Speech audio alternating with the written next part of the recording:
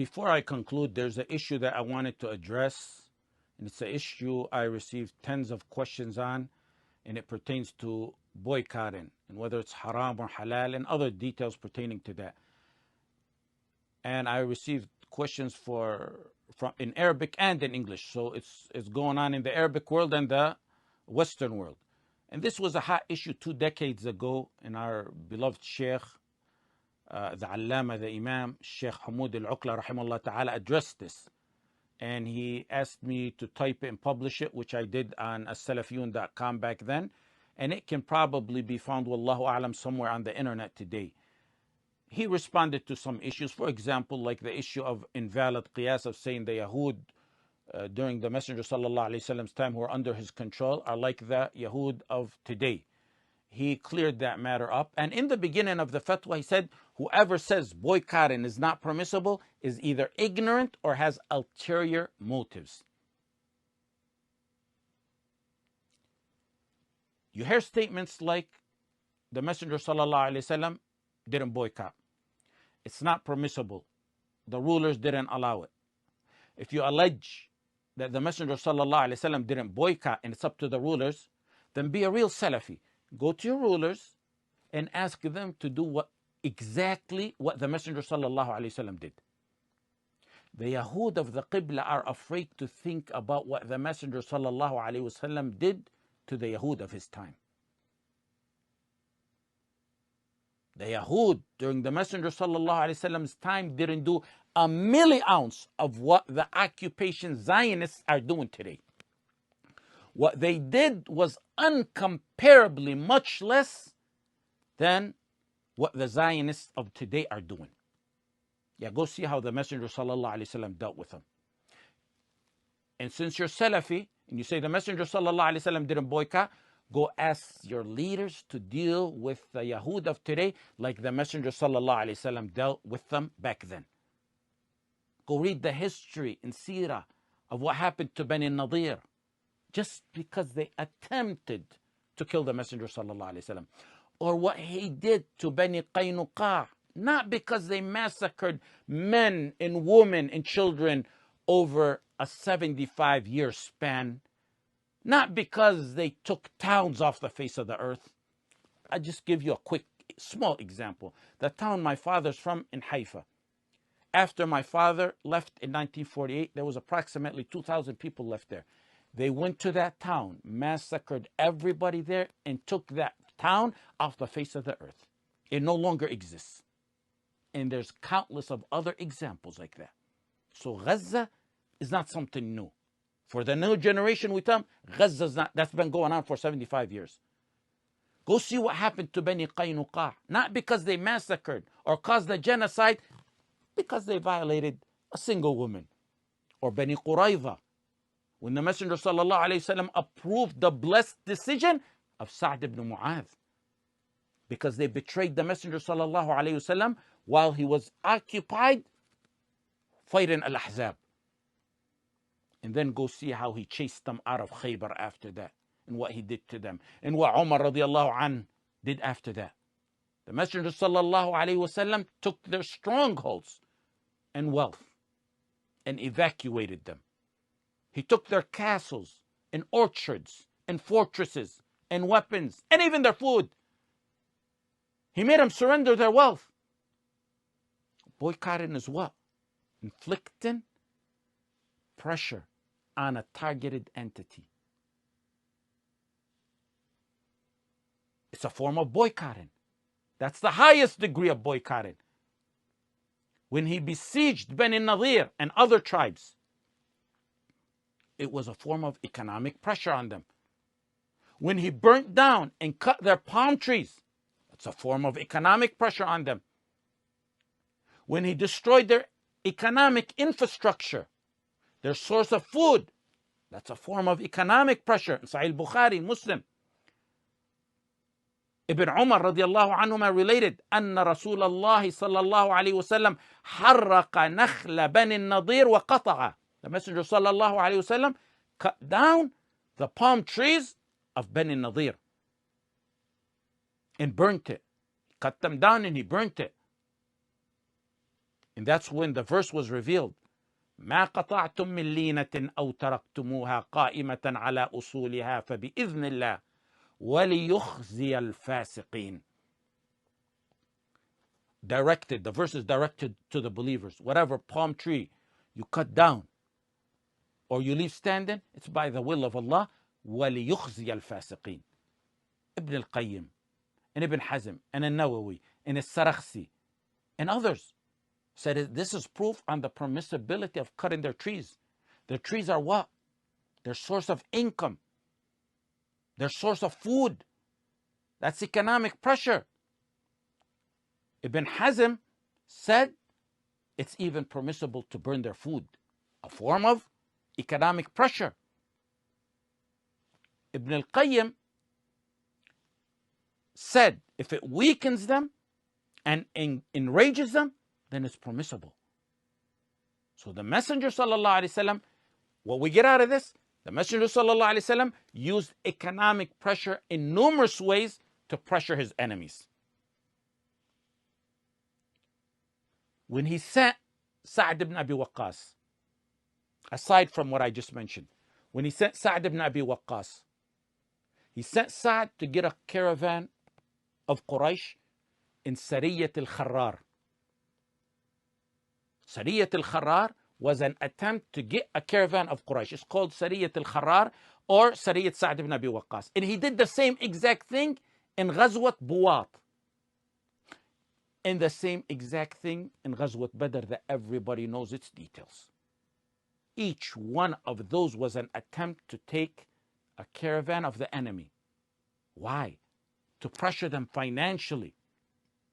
When the Messenger sallallahu alaihi wasallam made dua on Quraysh, it was dua on their economic system.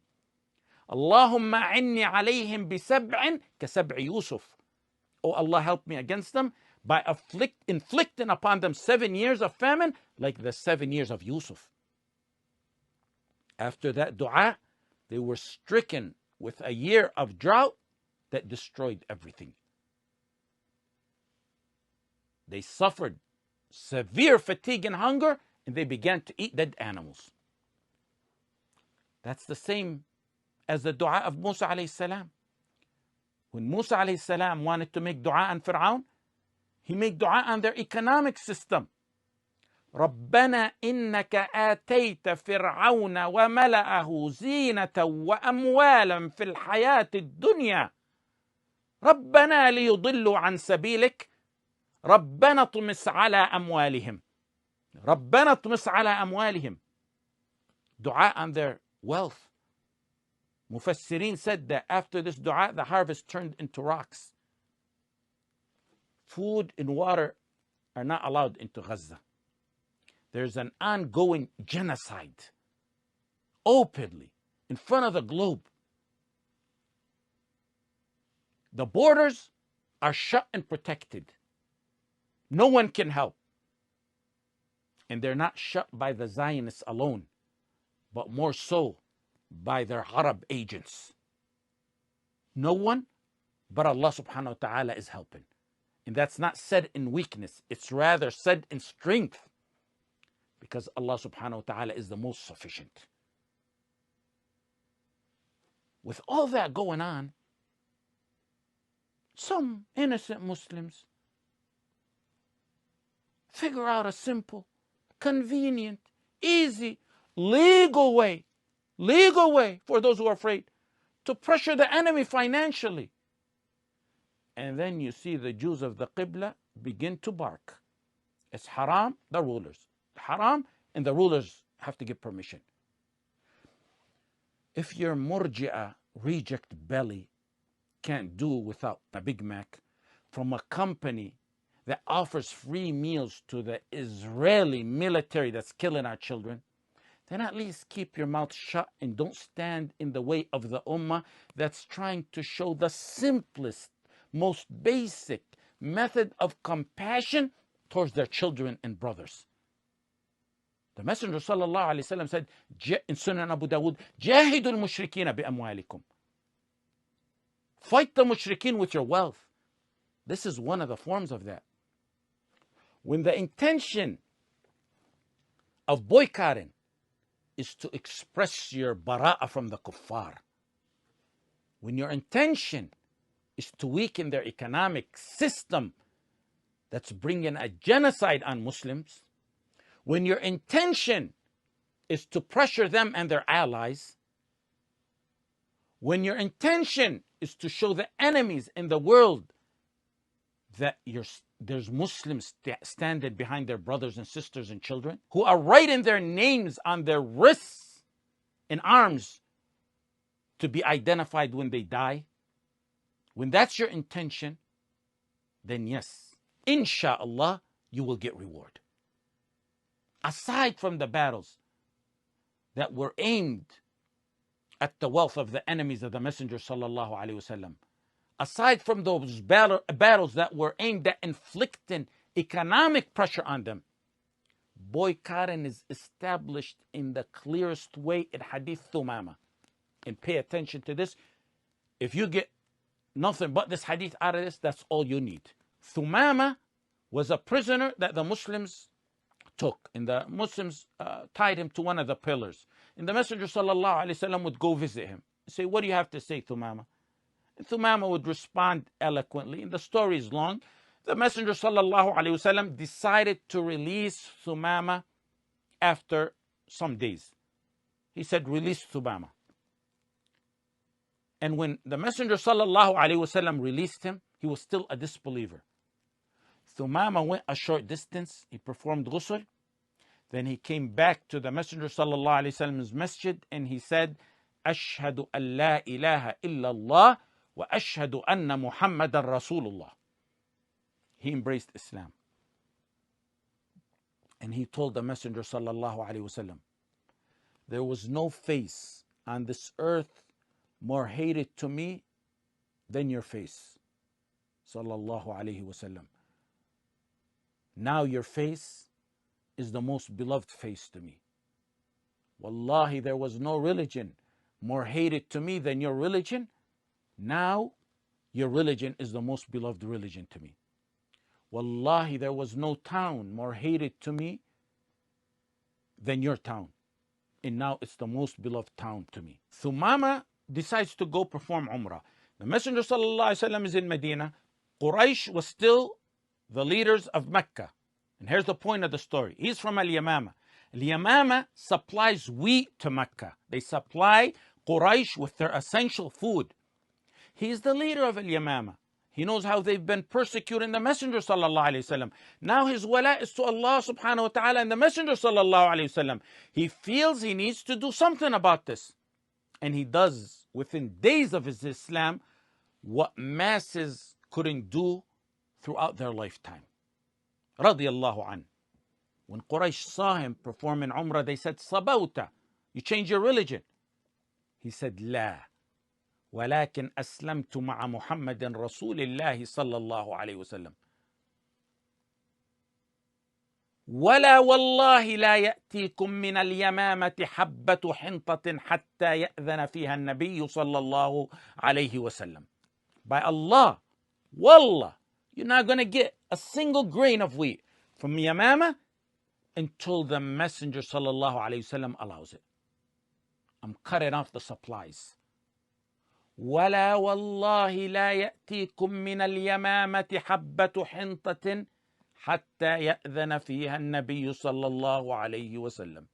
He took it upon himself to boycott Quraysh from the essential food they needed to survive on. If that's not boycotting, what is? Aside from the tactics that the Messenger sallallahu alaihi wasallam used to pressure the enemy financially, Hadith Thumamata ibn Uthal is clear on this matter. And take these 4 quick points on this matter. First of all, what Thumama did was boycotting financially in the clearest of clear methods. Number 2, he didn't get permission from the Messenger sallallahu alaihi wasallam before he boycotted them.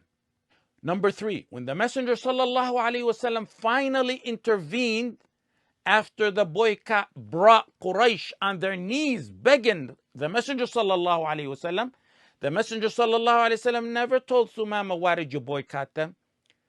He never told them boycotting them is haram, you shouldn't boycott them. The Messenger sallallahu alaihi wasallam would never delay teaching us something like that when it occurs before him or he knew of it. The fourth point, the Messenger sallallahu alaihi wasallam never told Thumama, why did you boycott them without my permission? Why didn't you the Messenger sallallahu alaihi wasallam never told him, why didn't you consult with me before you boycotted them? He didn't say, next time you do that, ask me for permission. So this is clear on the matter of boycotting, aside from what I mentioned prior to that. And there's two types of ruling on the matter of boycotting. And I'm going to keep it very simple and brief. Otherwise, it'll take hours long. There's entities or governments or companies or individuals that are involved in actively, directly fighting Muslims or killing them. It's not just haram, it's kufr to deal with them in a way that directly aids them over the Muslims. That's by ijma'. يا أيها الذين آمنوا لا تتخذوا اليهود والنصارى أولياء بعضهم أولياء بعض ومن يتولهم منكم فإنه منهم إن الله لا يهدي القوم الظالمين. Allah subhanahu wa ta'ala said, ولا تعاونوا على الإثم والعدوان. We talked about this many times in the past classes. People who know the pure tawheed, the pure wala and bara, know this clearly. If you can't sell grapes to someone you know will use them for alcohol, and you can't loan money to someone you know will use them in haram, then how can it be permissible to directly support those who are actively involved in killing our Muslim children and committing genocide against our brothers and sisters? The second category is there's sometimes countries or institutions or corporations or entities where dealing with them in certain transactions may not be haram or kufr. That specific transaction or business dealing that you're doing doesn't fall under haram, even if they're enemies of Islam. But Muslims see a benefit in boycotting them. They see a great benefit in boycotting them, to punish them for something they did, or to protest something they did, or to get them to change their behavior. Like, for example, governments that allow their citizens to insult the Messenger sallallahu alaihi wasallam, or whose leaders insult Islam. It may pressure them to stop their filthy citizens and leaders from insulting the Messenger sallallahu alaihi wasallam and Islam. Or the least of it is to show our objection at what they're doing. And unfortunately, that's how weak the Muslims are today. Sometimes a boycott may pressure an entity or government that's indirectly involved to ease the suffering on our brothers and sisters one way or another. Sometimes it may be to teach a lesson to companies or businesses that show indirect support or sympathy to those slaughtering our women, children, and men. And there's plenty of other scenarios and examples. In situations like that, the Muslims get together and unite on boycotting them. And in cases like that, it's greatly encouraged.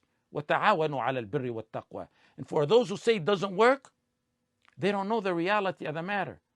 All they need to do is go read the financial market headline news on companies that the Muslims called for boycotting and see how their stocks are dropping. When boycotting is done more properly, it can bring down governments. But even if it had no financial effect, the effect of showing our brothers and sisters and children that we're standing behind them by boycotting anyone who's against them is more than enough. Aside from the fact that permission of legitimate rulers is not required in a matter like this, which tawaghit are these people asking us to get permission from? For over 30 years, I've called the Murji'ah rejects, because they're truly rejects. They have no intellect whatsoever, and that's aside from their deviance in the Aqidah. Which tawaghit do these rejects want the Ummah to go to seek permission for a boycott? Are they talking about the Tawaghit who recognize Israel's right to exist on Muslim lands that were irrigated with the blood and sweat of the Sahaba? Are they talking about Tawaghit whose armies are only concerned about protecting the border of the Zionists, and their armies and military aid the kuffar over the muwahideen every chance they get? Are they talking about the Tawaghit that brought shirk and kufr, Hindu temples and interfaith, into the Arabian Peninsula? Are they talking about the Tawaghit who are in full, open, public normalization status with the occupiers in Palestine?